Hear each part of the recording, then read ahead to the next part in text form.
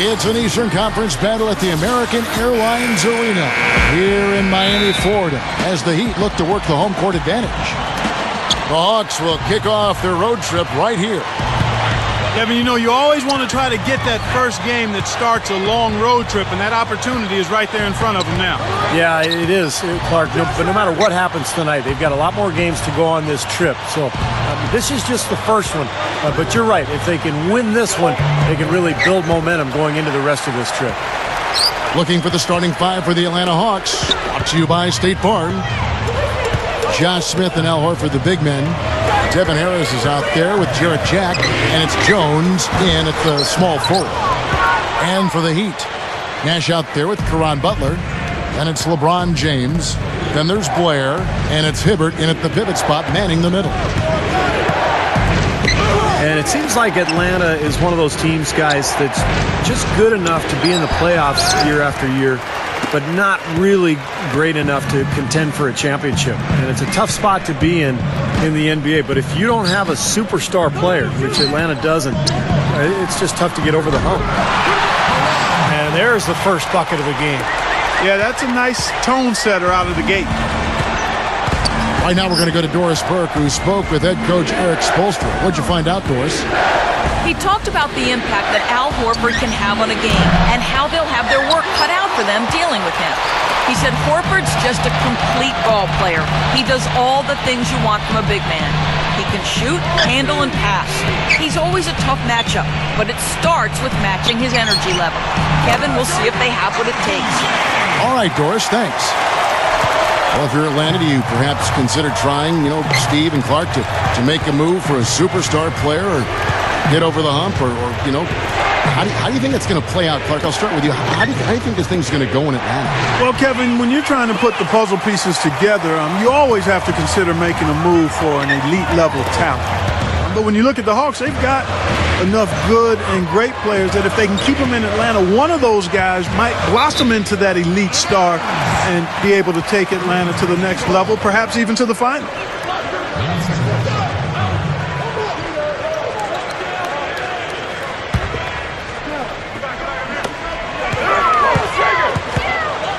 Butler against Harris. Just 5 on the clock.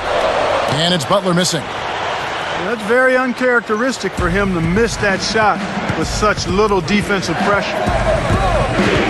And Al Horford, a great leader for this team. I've heard he's actually a strong candidate to replace Derek Fisher as president of the NBA Players Union as well. So obviously Horford, a lot of brains to go along with that brawn. Kevin, that's just him doing his thing. That's who he is, launching himself at the basket. He thrust himself at the basket. He's an angry driver and attacker of the rim. Jack with it, guarded now by Nash. And it's Smith missing. You talk about Horford as a leader for this team. Talk about that, Clark. What do you like about his game? Well, I like a lot about it. He's skilled, he's tough, he's physical, he's consistent. He's one of the Hawks' best players, but also is a guy who will do the little things, the hustle plays and the dirty work. He sets a great example for the rest of his teammates. That's good. That offense just keeps on clicking. It sure does, Clark. They're getting high percentage looks and really taking advantage here. Nash against Jack. Smith with a screen on Nash. Throws it up high. Deflects the pass. And stolen by Hibbert. Butler passes to Hibbert. Knocked away. And it's out of bounds. The Heat able to retain possession here. Well, Kevin, we've got a moment now to look back to last year's Atlanta Hawks. 5th in three-point field goal percentage. 5th in fewest turnovers per game. And they were in the top 10 in assists. A lot of good passers on this team and guys that are willing to make the extra pass as well. And how about the spacing that we saw from this team last year, Clark? You mentioned the three-point shooting in the top 5 in terms of field goal percentage from long range. And I think it was a direct result of great unselfish play. And it helps when you can employ that inside-out game. Attack a team in the paint and then kick it out for that three-point shot. The Hawks need to get off a shot here. And the basket by Harris. Big mistake not having more defensive pressure on him out there. And Miami calls their first time out of the game. Last game matched up with the Clippers. A tough loss there. Well, Clark, they really shot terribly from downtown in that one and eventually paid the price for it. They sure did. I mean, sometimes you can make up for poor three-point shooting with a strong inside game, but theirs wasn't quite strong enough. A different look for Miami. Udonis Haslem just checked in for Green. And it's Norris Cole in for Steve Nash. The Heat leading by 5.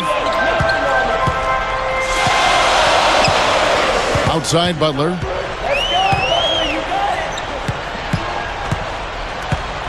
Back to LeBron. There's the pick.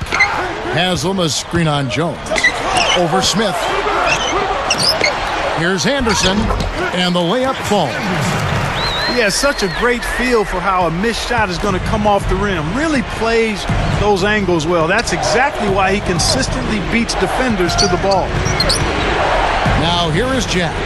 Looking for his first bucket of the game. And he hits the jumper for 2.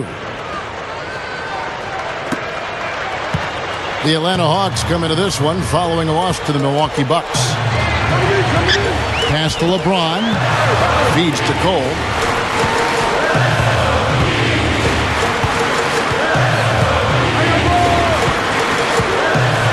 Butler, a screen on Jack. Outside Butler. Over Harris. The kick out to LeBron. The second chance effort. That drops. LeBron's now got 8. He's been so solid. You've got to keep him out there on the floor, really doing a nice job for the offense. And now the first timeout called here for the Hawks. This game against Miami here, their first look at the Heat. And in last year's season series, things did not go their way. With a break in the action, let's go to the 2K leaderboard. These squads have been lights out this month. In fourth, the Heat. I just love the flow with which they've played recently. I mean, this is a dominant team offensively because of that rhythm and pace. And the Hawks with a completely new group on the floor. And both teams really in the upper echelon of the conference. It's an important matchup this year. Well, Kevin, they're battling for supremacy in the conference. There's going to be some heated battles between these top-tier teams. So Horford gets 2. Yeah, he's a physical, hard-working big man, kind of an old-school power forward. Great IQ for the game. You know, he may not be the most explosive player in the league, but he's got a lot of substance. This guy's a winner. And that work ethic and character of his extends to rebounding as well. I mean, he's extremely aggressive in pursuit of the ball. He'll get his share of second chance buckets offensively for sure. That mid-range jumper, just another one of his weapons. Caron Butler out of UConn really has become a jump shooting 3. Pretty athletic in his younger days, but now just uses that strong body, about 6'7", 230 pounds, to get his shot off. It's good on the putback. Well, I'm impressed with the determination he showed right there, getting himself in a good position under the glass. Did his work early there. Yeah, with the presence of mind to know just where the rebound was going to go to. And then the nifty touch to tip it in. That was beautiful. Here's LeBron. And the Heat get another bucket right there. And you know what, guys? Caron Butler's a volume scorer. I mean, he loves to shoot and knock down that mid-range jumper. It's a relatively flat shot, but he's pretty lethal with it. Barnes, covered by LeBron, gets it to go. The Heat leading by 5. Here's Cole, and there's